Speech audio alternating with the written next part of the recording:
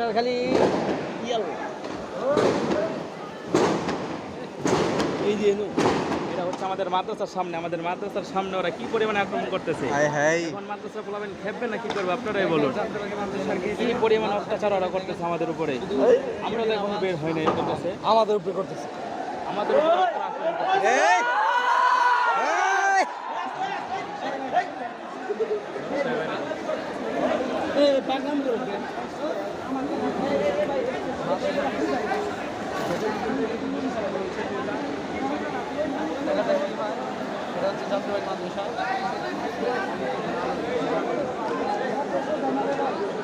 আলো কমান হুজুর দেখলে সমস্যা আছে।